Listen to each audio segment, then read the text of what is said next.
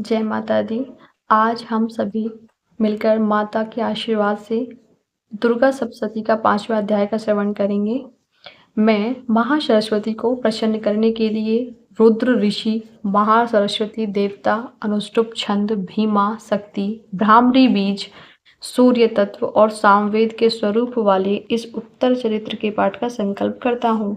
मैं उस महासरस्वती देवी जो अपने कर कमलों में घंटा, शूल, हल, शंख, मूषल, चक्र, धनुष और बाण आदि धारण करती है, जो शरद ऋतु के मनोरम चंद्रमा के समान अत्यंत सौम्य एवं मोहक कांति वाली है, जो तीनों लोकों की आधारभूत अर्थात उन्हें धारण करने वाली है, जो शुंभ और निशुंभ जैसे दुर्दांत दैत्यों का वध करने वाली है तथा जो गौरी के शरीर से प्रकट होने वाली है, मैं उसका अभिवादन करता हूँ। मेधा ऋषि बोले, पूर्व काल में शुंभ और निशुंभ नामक महाअसुरों ने अपने बल के मद से इंद्र के तीनों लोकों का राज्य और यज्ञों के भाग छीन लिए। इसी प्रकार उन्होंने सूर्य, चंद्रमा, कुबेर, धर्मराज और वरुण के अधिकारों को भी छीन लिया और स्वयं राज्य करने लगे। वायु और अग्नि के भी अधिकार छीन लिए तथा जिन देवताओं के अधिकार छीने थे उन्हें राज्य से अलग कर दिया गया। इस प्रकार असुरों से अपमानित तथा स्वर्गलोक से अलग किए हुए देवता अपराजिता देवी का स्मरण करने लगे। उन्होंने विचार किया कि भगवती ने हमें वरदान दिया था कि आपत्ति के समय स्मरण करने पर मैं तुम्हारे संपूर्ण संकटों का नाश कर दूंगी। ऐसा विचार करके समस्त इंद्रादिक देवता हिमालय पर्वत पर जाकर महामाया की स्तुति करने लगे।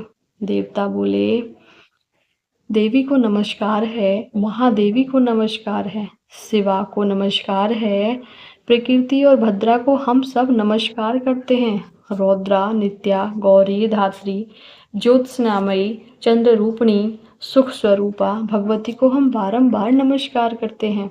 कल्याणी, वृद्धि और सिद्धि रूपी देवी को हम सब नमस्कार करते हैं। नैश्रुति देवी को नमस्कार है। राजगृहों में लक्ष्मी रूपी और सर्वाणी देवी के लिए बारंबार नमस्कार है। दुर्गपारा, सारा, सर्वकारिणी, ख्याति और धूम्र स्वरूपा को सदैव नमस्कार है। अत्यंत सौम्य तथा रुद्र रूपा देवी को हम सब नमस्कार करते हैं। जग प्रतिष्ठा तथा कृति स्वरूपा देवी को बार बार नमस्कार है। संपूर्ण जीव मात्र में विष्णु माया नाम से जो देवी कही जाती है उनको नमस्कार है। जो देवी समस्त जीव मात्र में चेतना नाम से प्रतिष्ठित है उनके लिए नमस्कार है। उनको नमस्कार है, उनको बार बार नमस्कार है। जो देवी समस्त जीव मात्र में बुद्धि रूप से स्थित है उनको नमस्कार है, उनको नमस्कार है, उनको बार बार नमस्कार है। जो देवी संपूर्ण जीव मात्रा में निद्र रूप से विराजमान है उनको नमस्कार है, उनको बार बार नमस्कार है। जो देवी समस्त जीव मात्र में क्षुधा रूप से वास करती है उनको भी नमस्कार है। जो देवी संपूर्ण जीव मात्र में छाया रूप से स्थित है उनको भी नमस्कार है। जो देवी समस्त जीव मात्र में तृष्णा रूप से स्थित है उनको भी बारंबार नमस्कार है। जो देवी संपूर्ण प्राणियों में शांति रूप से स्थित है उनको भी नमस्कार है, बार बार नमस्कार है। जो देवी समस्त प्राणियों में जाति रूप से स्थित है उनको नमस्कार है, उनको बार बार नमस्कार है। जो देवी सभी प्राणियों में लज्जा रूप से स्थित है उनको नमस्कार है। जो देवी संपूर्ण जीव मात्र में शांति रूप से स्थित है उनको भी मेरा नमस्कार है। जो देवी समस्त जीव मात्र में श्रद्धा रूप से स्थित है उनको नमस्कार है। जो देवी समस्त जीव मात्र में कांति रूप से स्थित है उनको नमस्कार है। जो देवी समस्त जीव मात्र में लक्ष्मी रूप में स्थित है उनको भी नमस्कार है। जो देवी समस्त जीव मात्र में वृद्धि रूप से स्थित है उनको भी नमस्कार है, बार बार नमस्कार है। जो देवी समस्त जीव मात्र में स्मृति रूप से स्थित है उनको नमस्कार है, उनको बार बार नमस्कार है। जो देवी समस्त जीव मात्र में तुष्टि रूप से स्थित है उनको नमस्कार है, उनको बार बार नमस्कार है। जो देवी समस्त जीव मात्र में माता रूप से स्थित है उनको नमस्कार है। जो देवी समस्त जीव मात्र में भ्रांति रूप से स्थित है, उनको नमस्कार है।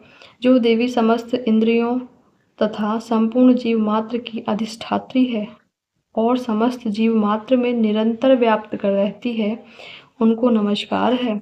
जो देवी इस समस्त संसार में चैतन्य रूप से व्याप्त रहती है, उनको नमस्कार है। उनको बार बार नमस्कार है। पूर्व काल में अपने अभिष्ट फल प्राप्ति के लिए देवताओं ने जिनकी स्तुति की थी तथा देवराज इंद्र ने बहुत दिन तक जिनका पूजन किया था, जो संपूर्ण मंगल का कारण है, वह ईश्वरी हम सबकी आपत्तियों को दूर कर कल्याण करें। प्रचंड दैत्य से कष्ट पाकर इसी समय सभी देवता शरण में आकर जिसको प्रणाम करते हैं और शक्ति सहित विनय पूर्वक जिसका ध्यान करते हैं, वह ईश्वरी तत्क्षण हमारे संकट को दूर करें। ऋषि बोले, राजन, इस प्रकार देवगणों की प्रार्थना करते समय श्री पार्वती जी वहां गंगा जल में स्नान करने के लिए आईं। तदंतर ही पार्वती जी के अंश से शिवा प्रकट होकर कहने लगी, हे संपूर्ण देवता, स्वर्ग से शुंभ के निकालने से और निशुंभ से संग्राम में हारने से मेरी प्रार्थना कर रहे हैं। पार्वती के शरीर से उत्पन्न हुई अंबिका संपूर्ण लोकों में कौशिकी नाम से प्रसिद्ध हुई। कौशिकी के उत्पन्न होने के बाद पार्वती का शरीर श्याम वर्ण का हो गया और तभी से उनका नाम हिमालय पर रहने वाली कालिका हो गया। तदंतर परम मनोहर रूप वाली अंबिका देवी को शुंभ और निशुंभ के दूत चंड और मुंड ने देखा। फिर उन्होंने जाकर शुंभ से कहा, हे महाराज, कोई परम स्वरूपवान स्त्री हिमालय पर्वत को प्रकाशित कर रही है। हे असुरेश्वर, ऐसे सुंदर रूप की स्त्री कहीं पर किसी के देखने में नहीं आई है, इसलिए आप यह मालूम करें कि वह स्त्री कौन है और किसकी है और उसे ग्रहण कर लें। वह रत्न स्वरूपा स्त्री अपनी कांति से संपूर्ण दिशाओं को प्रकाशित कर रही है, उसे आप अवश्य देखें।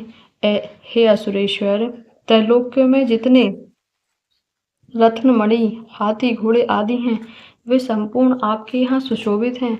हाथियों में श्रेष्ठ ऐरावत हाथी नामक, उच्चेश्वर नामक घोड़ा, पारिजात का वृक्ष, ये संपूर्ण राज्य आपने इंद्र से छीन ही लिया है। हंस युक्त रत्न जड़ित ब्रह्मा जी का अद्भुत विमान भी आपके पास है। वह महापद नामक निधि आप कुबेर से ले आए हैं। समुद्र ने आपको किंजकलिनी नाम की माला प्रदान की है और वरुण का कंचन की वर्षा करने वाला छत्र और प्रजापति का उत्तम रत्न भी आपके यहाँ ही है। हे दैत्यराज, यमराज से आपने उत्क्रांतिदा शक्ति छीन ली है और तुम्हारे भाई निशुंभ ने वरुण से पास छीन लिया। समुद्र से निकले हुए सब प्रकार के रत्न भी निशुंभ ने ले लिए हैं। अग्निदेव के नए भस्म होने वाले ऐसे 2 वस्त्र भी अग्निदेव ने आपको दे दिए हैं। दैत्यराज, आपने इस तरह की सभी रत्नों को इकट्ठा कर लिया है और फिर आप स्त्रियों में रत्न रूप कल्याण करने वाली उस स्त्री को क्यों नहीं लाते? ऋषि बोले, शुंभ ने चंडमुंड की ऐसी बातें सुनकर असुर सुग्रीव को दूत बनाकर देवी के पास भेजा और उसे समझाकर कहा, मेरी आज्ञा से उससे इस तरह कहना तथा ऐसा कार्य करना कि वह शांतिपूर्वक राजी खुशी से मेरे पास चली आए। वहां अति रमणीक पर्वत पर विराजमान देवी को सुग्रीव ने जाकर देखा और बड़ी नम्रता पूर्वक मधुर वाणी में बोला, हे देवी, असुरराज शुंभ तीनों लोकों के स्वामी हैं। उन्होंने मुझ दूत को आपके पास भेजा है। उनकी आज्ञा का उल्लंघन देवगण में भी नहीं करते। उन्होंने जो कुछ कहा है आप सुनिए। तीनों लोग मेरे अधीन हैं, सब देवता मेरे अधीन हैं और संपूर्ण रत्न के भागों को मैं अलग अलग ग्रहण करता हूँ। तीनों लोकों के उत्तम रत्न हमारे पास हैं और इंद्र का वाहन ऐरावत हाथी भी हमने छीन लिया है। समुद्र मंथन से उत्पन्न उच्चेश्रवा नामक घोड़ा भी देवताओं ने विनय पूर्वक मुझे भेंट कर दिया है। हे सोनभे, इनके अतिरिक्त अन्य जो कुछ भी निधियां देवता गंधर्व नागों के पास थीं, वे सभी हमारे अधिकार में हैं। हे देवी, आप संसार भर की स्त्रियों में रत्न समझते हैं, क्योंकि रत्नों के भोगने वाले तो केवल हम ही हैं। हे चंचल नेत्र वाली, तुम मेरी यह महापराक्रमी मेरे भाई निशुंभ की सेवा में आ जाओ, क्योंकि तुम रत्न स्वरूपा हो। हमको ग्रहण करने से तुम्हें अतुल ऐश्वर्य मिलेगा। ऐसा अपनी बुद्धि से विचार कर हमारी पत्नी हो जाओ। ऋषि बोले, दूत की इस प्रकार बातें सुनकर संपूर्ण संसार को धारण करने वाली भगवती भद्रा गंभीर भाव से मुस्कुराती हुई इस प्रकार बोली, हे दूत, तूने इस समय जो कुछ भी कहा है वह सत्य है, इसमें कुछ भी असत्य नहीं है। शुंभ तीनों लोकों का राजा है और निशुंभ भी उसी के समान पराक्रमी है, परंतु इस विषय में मेरी जो प्रतिज्ञा है उसे मैं किस प्रकार झूठा करूं। मैंने जो प्रतिज्ञा की है उसे सुनो। जो मुझे संग्राम में जीतकर मेरे अभिमान को चूर्ण कर देगा तथा मेरे समान बलवान होगा, वही मेरा पति होगा। इसीलिए शुंभ तथा निशुंभ महाअसुर यहाँ आए, मुझे जीत लें और तत्काल ही मेरे साथ विवाह कर लें। यह सुनकर दूत बोला, हे देवी, तुझे बड़ा अभिमान है, मेरे सामने इस प्रकार की बातें मत कह। तीनों लोकों में ऐसा कौन पुरुष है जो शुंभ और निशुंभ के सामने ठहर सके। इन असुरों के सामने समस्त देवता युद्ध में नहीं ठहर सके, तो तुम अकेली किस प्रकार उनके सामने युद्ध में ठहरोगी। इंद्रादिक सभी देवता जिन शुंभ निशुंभ के आगे नहीं ठहर सके, तुम स्त्री होकर उनका सामना किस भांति कर सकोगी। अतः तुम मेरे कथनानुसार मेरे साथ उनके पास चलो, अन्यथा जब तुम्हें केस पकड़कर घसीटते हुए उनके पास ले जाएंगे तो तुम्हारा गौरव नष्ट हो जाएगा। देवी बोली, तूने जो कुछ कहा वह बिल्कुल ठीक है। शुंभ और निशुंभ दोनों ही अधिक बलवान हैं, परंतु मैं विवश हूँ, क्योंकि मैं बिना विचारे प्रतिज्ञा कर चुकी हूँ। सो इस कारण तू जा और असुरराज शुंभ से मैंने जो कुछ कहा है समझा कर कहना। तत्पश्चात वह जो उचित समझे करें।